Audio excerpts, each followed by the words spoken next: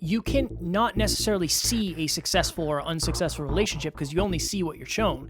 You can't really see somebody's level of wealth. You can fake that. You cannot fake fitness. That is the one thing. Everybody loves chocolate. Everybody loves ice cream. Everybody wants to overeat. It's a biological imperative. Just please, please, please don't fall victim to the, oh, they just love working out. It's empowering to know you're not alone and that everyone on earth struggles with this, even if they don't want you to know that. Why do a lot of successful entrepreneurs disregard fitness? Oh, my goodness gracious. You know what? I don't know that they mean to. I can imagine, and Alan, I'm curious to your take on this. I can imagine that if I didn't have the fitness habit already built in, it would be very, very, very hard to build now. And it probably wouldn't seem like it's as big of a deal. It probably wouldn't be as big of a priority. I mean, if we were running a multi-million-dollar business and we had a team of 100 people and we were traveling and we didn't have that habit already built in, I don't think I probably would, honestly. That's one part of it. And I think the second part of it too, a lot of people don't want to admit this, but I'm happy to. One of the reasons I got in such good shape is because I was insecure about being short. And I think when you become a certain level of successful, maybe you lose the chip on your shoulder that got you to that level of success and you don't feel like you have anything to prove anymore. And again, that's not always a sustainable thing to do anyway, is to have that chip running you, as Alan talks about a lot. But think about it. If you are crushing it in life, you might have a little bit of ego and say, I don't need to work out. It's not that big of a deal. So I think it's one of many things, honestly. Fire. To answer this one, I would say it's more so this. There's many answers, but this is the one that's most, in my opinion. There's a book called The Talent Code by Daniel Coyle. And this book reverse engineers why so many female tennis players end up in the professionals that all came from this same town, why the Renaissance, everybody was in Paris, all the famous artists and stuff like that, why Brazilians tend to be the best in the world at soccer. It's referred to as what he calls a talent hotbed. And this is the idea of if you grew up in a family that all played chess constantly, you and your siblings are all really good at chess. And so to bring this back to the entrepreneurship thing, and I remember thinking this too back when I was rising in corporate, not a lot of corporate people are in that good a shape. And let me, it's all relative. So I'm not saying this to be unkind. I want to be analytical here for a second. I went from corporate to a fitness model, fitness coach, and fitness competitor. And I'm telling you right now, it's not even close to the same. I went from hanging out with, genius math-brained engineers to, people that were so unreasonably athletic, it's ridiculous, who can deadlift, 450 pounds. And so it's almost like two different worlds. We all kind of live in our own little echo chamber. And I'll give you an example. Emilia and I, when we moved to this condo, we used to go to a gym called Impact Fitness. It's in Auburn, Massachusetts. And honestly, it's phenomenal if you want to get in ridiculously good shape but if you're a beginner, it's going to be very uncomfortable for you.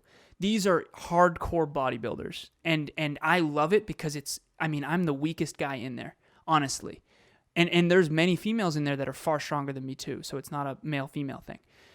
But honestly, the gym that we go to that's only 2 minutes away, it took us the longest time to cancel this membership because we wanted to be around fitness competitors more. But the 2 minutes away thing was so convenient. I'm one of the most athletic in the gym that we go to in this small town. There's very rarely, as a matter of fact, there's one guy that I can recognize that goes there consistently, really two, that are ahead of me in this arena, but it's not as motivating for me. So you got to know yourself. And entrepreneurs, quite frankly, they're just not around a lot of athletic people. And their business sucks up most of their time. And that's understandable. I mean, Kevin and I have quite literally fallen victim of that. Mm-hmm. And I'm not kidding. Kevin and I used to be more dedicated in fitness when we were around more athletes, when we were competing, when we were doing photo shoots regularly. There was just more focus. What you focus on improves. And when you're around a lot of people who aren't focused on that, it will erode. Don't tell yourself a story. Last thing too, let me just add this real quick, Alan. It's the one facet that you can actually see. You can not necessarily see a successful or unsuccessful relationship because you only see what you're shown.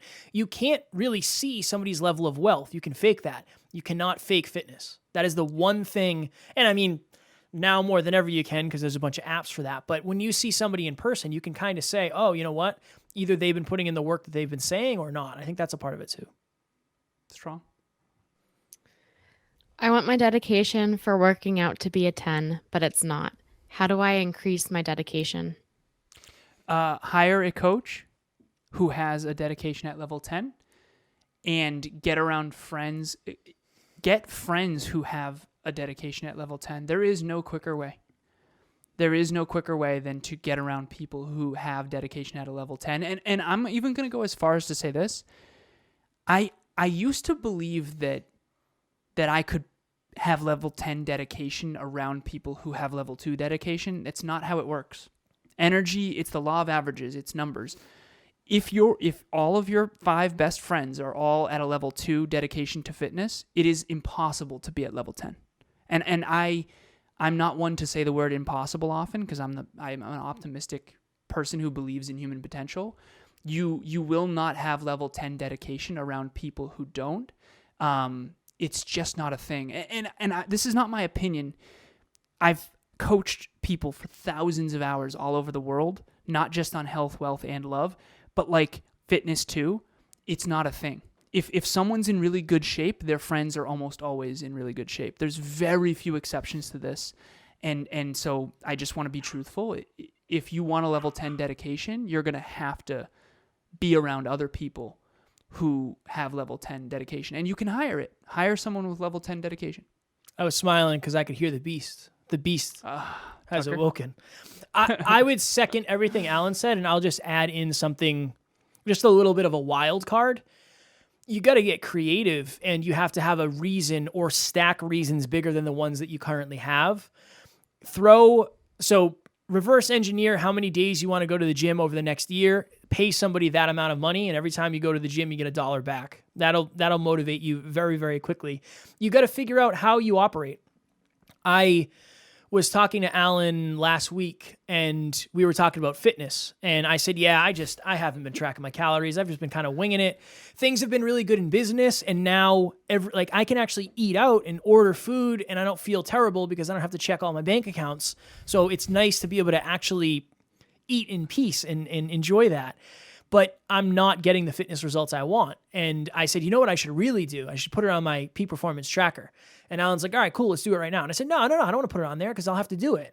And we put it on there, and I've hit my calories every day it hasn't been that long, but I know myself. That is public. Everybody on the team can see. And Kevin does not get less than 100. So Kevin will do that because Kevin does not want less than 100. So you got to know yourself and know what motivates you. That's important too. I got to share this real quick. There's no one that I've studied coaching, consulting, interviewing, business, fitness, you name it. No one doesn't struggle with consistency. No one doesn't struggle with getting distracted. No one wants to work out every single day. Some people just do it anyway. I think it's empowering to know that. Don't tell yourself a story that Kevin and I like to work out more than you. It's not real. Trust me, I don't want to go tonight. I'm going to go anyway. Now, sometimes I do want to go. I understand that, but I didn't start out that way. I started out as a 160-pound, skinny, fat, tall, lanky ectomorph who was not naturally athletic, and I can show you pictures who drank too much and too often, who cried in the bathroom of the gym when he got all that feedback. Don't tell yourself a story that Kevin and I have something you don't. It's not real. It's not true. These people are around communities who love fitness, have learned to love fitness, have learned to love eating right, and even then, they still don't really like it that much. They've taught themselves how to like it, and they're probably telling you a story that they like it, and themselves that they like it. There's no one who doesn't struggle to not eat chocolate. There's no one who doesn't struggle to not eat ice cream. There's no one who doesn't love pizza. I just want people to understand everybody loves pizza. Everybody. Everybody loves chocolate. Everybody loves ice cream. Everybody wants to overeat. It's a biological imperative. Just please, please, please don't fall victim to they just love working out. it's empowering to know you're not alone and that everyone on earth struggles with this, even if they don't want you to know that. And it's part of our brand too. That definitely helps. We have live events coming up, so it's part of the brand. You're going to be on camera. You got to take care of it. Next Level Nation, I know many of you out there probably don't feel super supported. You probably feel alone, and you don't feel like you're going to be successful. And what's worse is, even if you do find success, you're probably going to be celebrating by yourself. What if you're just in the wrong rooms? I remember the first live event I went to.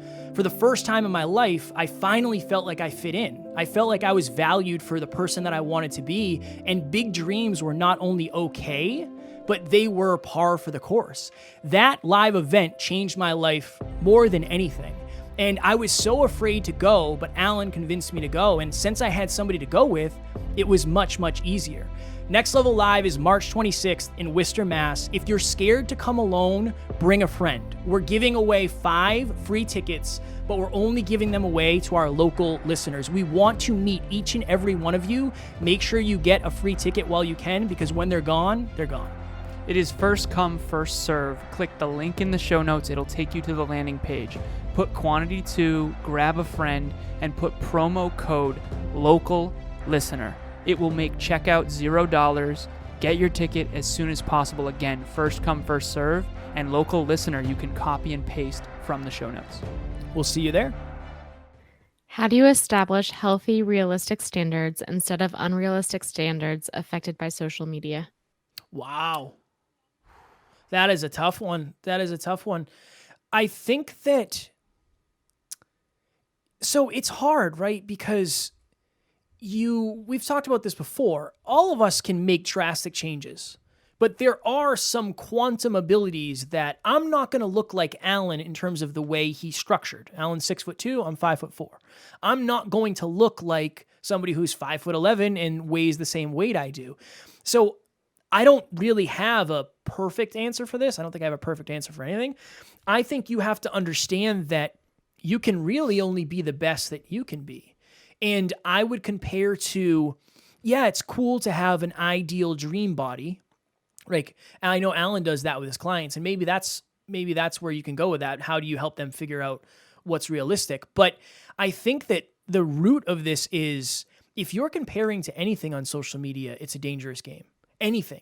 If you're comparing to us, talk about how many podcast listens we have, if you're comparing yourself to where we travel, you're playing a very, very dangerous game. So the one thing I would say is, I would compare yourself to the best you've ever been, maybe the least results you've ever had, and then I would focus on, how do I improve the best I've ever been? I know the best I've ever been. It was when I did my fitness show. I don't ever want to look like that again, so maybe that's not where I'm going to aim, but I do know what I'm capable of. So I think that's it. What have you been capable of in the past, and how do you level that up? And then, Alan, I'm curious to see what you would say about helping somebody pick a goal physique, a dream physique. I know that can probably be a fine line as well. It is. So I tell this story about how I had on my phone background Greg Plitt's physique for 2 years. And I actually got made fun of quite a bit for this. I remember some people saying, oh, you have a guy in your background, and making fun of me, all that stuff. But I knew why I was doing it. And if you saw the way I looked when I put that as my phone background versus when I won my show on stage, and I put these back to back sometimes on my transformation photos on my Instagram. But I want to also preface it with this. I did know that my genetic structure would allow that physique to happen. And so Emilia, when she chose a dream physique, she chose J-Lo, a specific picture of J-Lo. And I said, yes, 100%, you can do that. But Emilia's frame is very similar to J-Lo's naturally. And so I've done this exercise so many times with so many different clients. And I'll tell you this one person who I didn't end up working with, but he chose a physique. If you don't know the bodybuilding world, his name's Sadiq. If you do know the bodybuilding world, you definitely know Sadiq. And Sadiq is a monster, huge, unreasonably in shape to drastic extents, makes it look like Kevin and I never lifted a day in our lives. Yep. And this person said, I want to look like Sadiq. And I said, with all the respect and love in the world, you can't. unless you are willing to do what Sadiq does, and to be completely transparent, there's no way that's a natural physique. And this person also told me they don't really like weight training. And so I had to be just truthful. Like, if you don't like weight training, then forget it. You're not going to, he weight trains every single day. He literally says on a documentary, I can count on one hand how many times I've missed weight training workouts in the last 5 years. So this person, I had to be transparent. Listen, it's not going to happen. If you don't like weight training and you don't want to do what Sadiq did, you're not going to look like that. As a matter of fact, even if you did love weight training and do everything Sadiq did, you still might not look like that. So there's levels to this. So to answer your question, 2 things. One, the digital world is dangerous. Be very careful. Most people are not as successful as they portray. As a matter of fact, no one is. And I'll give you a tangible example. I try to be as authentic as I possibly can be. Always. Kevin, same deal. But when I was a fitness model, we took hundreds of photos, and then I chose the ones that I think looked best. And then they weren't edited in terms of Photoshop, like nothing got Photoshopped, but they were edited in terms of lighting and stuff like that. And so you just got to understand, you got to be very, very careful. We've met models behind the scenes that don't look like the models. So picture me in the best shape of my life, taking photos with professional photographers, then cherry picking the very best ones that the photographer then edits to make look even better. It's not reality. You have to understand that if you're comparing your real life to someone else's digital world and someone else's genetic gifts and someone else's decade of work that they never told you or showed you, you just got to be very careful. I understand why there's so much body shame in the world. I do. I understand why there's so much financial shame in the world for people that aren't successful, because everyone's out there portraying this unobtainable version of reality that isn't real. And so Kevin and I want to tell you the truth. Like, this is how successful we actually are. This is what we're really doing to get it. And yes, we work every single day, and no, it's not just going to all work out and laptop lifestyle on the beach. So just understand that when you're in the digital world, you got to be very, very careful of what you compare to. Don't compare someone else's digital fake life to your own real life. Last thing I'll say before we get out of here, it's, Alan, you spoke to this wonderfully. It's the awareness. It's the awareness of, Alan has the awareness high enough to realize this is a professional bodybuilder who steps on stage with some of the best bodybuilders in the world. He's definitely taking some sort of quote unquote supplements. This is his main thing. This is all he does. He's probably not reading philosophy at night. Many bodybuilders have lost relationships due to their bodybuilding. So you have to understand very much what Alan said. What does it actually take to get this? Alan and I can tell you what it's taken to get this podcast. There's a reason most people won't do that, just because it's not what they're meant to be doing. So there is a physique out there that maybe you could have, but maybe you're not willing to do what it takes. I know I could get my old physique back. I'm not willing to do what it takes, because I would burn everything to the ground if I did. So I want to make sure that I preface it with that. Next Level Nation, thank you for joining us here. It went by unreasonably fast. Amy, thank you as always for doing what you do, asking wonderful questions and You're smiling welcome. so beautifully throughout. Oh, Amy is going to be at Next Level Live on March 26th. So that's honestly the only reason you need to come see us. If you want to go fast, go alone. If you want to go far, go together. Woo! Hashtag NLUGymPicChallenge is a train that's a rolling, and it's going to keep rolling. Tag myself, Kevin, and Amy, and we will reshare it. I will definitely reshare it. I'm going to reshare anyone who tags me in their hashtag NLUGymPicChallenge. This is a community endeavor. We're doing this thing. You don't have to do a 3-hour workout. If you show up for yourself for 20 minutes on a steady state walking cardio, take a picture. It's showing up for yourself that matters. Hashtag NLUGymPicChallenge. And last thing before we get out of here, every change, all the progress starts with desire. So if you have the desire to grow, you're already better off than maybe you were a year ago, 2 years ago, 5 years ago. Just hang on to that desire, stay curious, and figure out what works for you in whatever it is. Health, wealth, life, and love. As always, we love you. We appreciate you. Grateful for each and every one of you. And at Next Level, we do not have fans. We have family. We'll talk to you all tomorrow. Please reach out.